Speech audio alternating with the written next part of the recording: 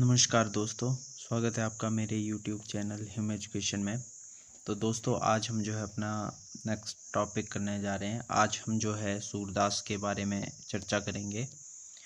पिछली वीडियो में हमने अष्टछाप कवियों और कृष्ण काव्य के ऊपर चर्चा की थी। आज जो है कृष्ण कवियों में सबसे महत्वपूर्ण सूरदास के बारे में चर्चा करेंगे। तो सूरदास का जन्म जो है 1478 ईस्वी में हुआ था।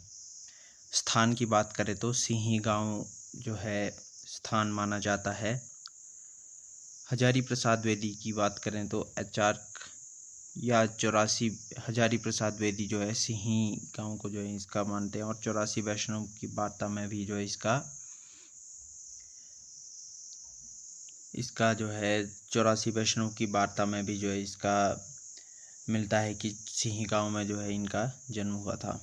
तथा रुनकता आचार्य शुक्ल हजारी प्रसाद द्विवेदी ने माना है ये। इसके बाद इनकी बात करें तो इनकी गुरु से भेंट जो है 1509 और या 10 ईस्वी के आसपास जो है हुई थी। उससे पूर्व ये दास्य भाव की भक्ति करते थे। बाद में जो है सख्य भाव की भक्ति और या माधुर्य भाव की भक्ति करने लगे। तो सबसे पहले बात करें तो ये जो है दास्य भाव की भक्ति करते थे। उसके बाद इनके गुरु के मार्गदर्शन से जो है इन्होंने सख्य भाव की भक्ति और माधुर्य भाव की भक्ति करने लगे।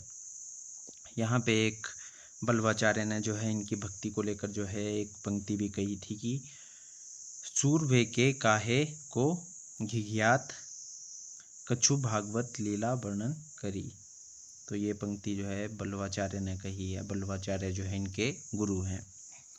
इसके बाद बात करें तो इस पद को कहने के बाद जो है सूर की भक्ति सख्य एवं माधुर्य भाव की होगी। तो इस पद को कहने के बाद जो है इनकी भक्ति सख्य और माधुर्य भाव की हो गई। सूर की मृत्यु पर जो है विठलनाथ ने क्या लिखा था, या सूर की मृत्यु के समय पे जो है विठलनाथ ने कहा था कि पुष्टि मार्ग को जहाज जात है, जाको कछु लेनो हो सो लेऊ। तो ये पंक्ति जो है अक्सर एग्जाम्स में जो है पूछी जाती है, ये इम्पोर्टेंट है। तो ये किसने कही थी? विठलनाथ ने कही थी। किसके लिए कही थी? ये सूरदास के लिए कही थी। सूरदास की मृत्यु के समय जो है कही थी ये। अब इनकी रचनाओं की बात करें तो रचनाओं में सूरसागर, सूरसारावली, साहित्य लहरी, ये जो है इनकी रचनाएं मानी जाती हैं। ये ब्रज भाषा में जो है रचनाएं रचित हैं। सूरदास के अन्य नामों की बात करें तो खंजन नयन, इस पर जो है खंजन नयन शीर्षक से ही एक उपन्यास भी लिखा गया है अमृतलाल नागर जी द्वारा, जो है ये सूरदास के जीवन पर जो है आधारित है। इसके बाद बात करें तो भावाधिपति, वात्सल्य रस सम्राट, जीवनोत्सव का कवि, पुष्टि मार्ग का जहाज। तो पुष्टि मार्ग का जहाज किसने कहा था? पुष्टि मार्ग का जहाज जो है इन्हें विठलनाथ ने कहा था। तो ये भी आपने याद रखना है। इसके बाद अब रचनाओं पर बात करें तो सबसे पहले सूरसागर पे जो हम चर्चा करेंगे। सूरसागर एक मुक्तक रचना है ये। वर्ण्य विषय की बात करें तो वर्ण्य विषय क्या है इसका? बालक कृष्ण की बाल लीलाओं का वर्णन इसमें मिलता है। तो सूरसागर में जो है बालक कृष्ण की लीलाओं का वर्णन इन्होंने किया है। इसमें जो है 1.25 लाख जो है पद माने जाते हैं, परंतु वर्तमान में की बात करें तो वर्तमान में 5000 पद ही जो इसमें उपलब्ध है। इसके बाद अब संपादक की बात करें तो सूरदास का संपादन जो है नंद दुलारे वाजपेयी ने किया था। किसके द्वारा? जो है काशी नागरी प्रचारणी सभा द्वारा। ये भागवत पुराण 10म स्कंध 46-47 अध्याय के से आधारित है।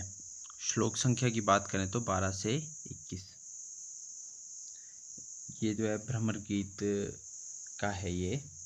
इसके बाद जो है भ्रमर गीत का जो पोर्शन लिया है इन्होंने, ये यहाँ से लिया है। इसके बाद बात करें तो सूरदास ने भ्रमर गीत के लगभग 752 पद लिखे हैं। तो ये भी याद रखना है। अपने भ्रमर गीत में जो है लगभग 752 पद हमें देखने को मिलते हैं, लेकिन आचार्य शुक्ल ने अपने भ्रमर गीत सार में केवल जो है 400 पदों को ही स्थान दिया है। तो ये भी याद रखना कि भ्रमर गीत सार जो है आचार्य शुक्ल ने भी लिखा है इनका। इसमें जो है 400 पदों को इन्होंने स्थान दिया है। अब बात करें तो आचार्य शुक्ल आचार्य शुक्ल क्या कहते हैं इन्हें? सूर भावाधिपति हैं। तो भावाधिपति जो है नाम इन्होंने सूरदास को जो है आचार्य शुक्ल ने दिया है। नवीन प्रसंगोद्भावना जैसी शक्ति हम सूरदास में पाते हैं, वैसी तो तुलसीदास में भी नहीं। तो आचार्य शुक्ल जी कहते हैं कि नवीन प्रसंगोद्भावना जैसी शक्ति हम सूरदास में पाते हैं, वैसी तो तुलसीदास में भी नहीं। इसके बाद कहते हैं कि सूर हिंदी काव्य गगन के चंद्रमा है। तो ये चंद्रमा भी जो है, चंद्रमा की भी उपाधि जो है इन्होंने सूरदास को दी है। कहते हैं कि सूरदास हिंदी काव्य गगन के चंद्रमा है। सूल लोकरंजक के कवि हैं, सिद्धावस्था के कवि हैं, वात्सल्य रस का सम्राट है, जीवनोत्सव के कवि हैं।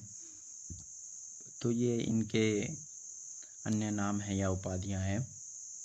श्रृंगार एवं वात्सल्य रस में जहाँ तक इनकी दृष्टि पहुँची है वहाँ तक किसी और कवि की नहीं पहुँची है, इसलिए इन्हें जो वात्सल्य रस का जो है सम्राट कहा जाता है। श्रृंगार एवं वात्सल्य रस में जो इनकी दृष्टि थी, जहाँ तक इन्होंने जो है वर्णन किया है श्रृंगार और वात्सल्य रस का, वैसा जो है किसी भी कवि ने वर्णन किया नहीं है। सूरदास ही वात्सल्य हैं, वात्सल्य ही सूर हैं। सुरोच्छिष्टम जगत सर्वम, तो ये पंक्ति है, ये भी आपने याद रखनी है। सूर अपनी बंद आँखों से वात्सल्य रस का कोना कोना झांक आए हैं। ये सारे जो है कथन ये आचार्य शुक्ल जी के हैं। हिंदी में जो है श्रृंगार रस का राजत्व यदि किसी ने दिया है तो वह है सूर। सूर किसी चली आती हुई गीति काव्य परंपरा का चाहे वह मौखिक ही रही हो, पूर्ण विकास सा प्रतीत होता है। इसके बाद है डॉक्टर राम कुमार वर्मा का ये कथन है कि वे पद गीत के जीते जागते अवतार बन गए हैं। हजारी प्रसाद द्विवेदी जी कहते हैं कि बालकृष्ण की चेष्टाओं के चित्रण में कवि कमाल की होशियारी और सूक्ष्म निरीक्षण का परिचय देते हैं।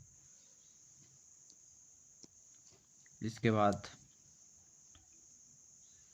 नाभादास की बात करें तो नाभादास ने जो है सूर को अद्भुत तुकधारी कहा है। तो ये भी क्वेश्चन पूछा जा सकता है कि सूर को अद्भुत तुकधारी किसने कहा है? तो ये किसने कहा था? नाभादास ने। आचार्य शुक्ल की बात करें तो आचार्य शुक्ल ने गोपियों के विरह वर्णन को बैठे ढालों का धंधा कहा है। तो बैठे ढालों का धंधा जो है विरह वर्णन को किसने कहा है? तो आचार्य शुक्ल जी ने कहा है। इसके बाद आती है सूर सारावली, इनकी दूसरी रचना है सूर सारावली। इसमें जो है 1103 पद हैं। ये एक संकलित रचना है। मार्मिक अंश की बात करें तो ये सूर सागर का ही जो है अंश मानी जाती है। इसकी रचना जो है सूर सागर से ही मानी जाती है। तो इसमें जो है 1103 पद हैं। इसके बाद आती है इनकी तीसरी रचना साहित्य लहरी। इसमें जो 118 कुल पद हैं। दृष्टिकूट शैली में लिखी गई रचना है ये। जो दिखता है वह नहीं होता। राधा कृष्ण की लीलाओं का गायन किया गया है। इसमें क्लिष्टत्व दोष से परिपूर्ण है ये भी। यह रचना भी जो है प्रामाणिक और अप्रामाणिकता के मध्य झूलती दिखाई देती है। तो ये भी इनकी जो है प्रामाणिक रचना जो है नहीं मानी जाती है। विद्वानों में काफ़ी मतभेद है। तो इनकी प्रामाणिक रचना की बात करें तो इनकी प्रामाणिक रचना सूर सागर मानी जाती है। तो सूर सागर के बारे में हमने जो है अभी चर्चा की। तो ये थी हमारी आज की वीडियो। आज हमने सूरदास के बारे में चर्चा की। अगली वीडियो में हम अन्य कवियों के बारे में चर्चा करेंगे। कृष्ण भक्ति शाखा से संबंधित जितने भी कवि हैं उनके बारे में जो है हम चर्चा करेंगे अगली वीडियो में। तो अगर वीडियो अच्छी लगी हो तो लाइक करें, शेयर करें, कमेंट करें और अगर चैनल पर नए हो तो सब्सक्राइब ज़रूर करें। Thank you.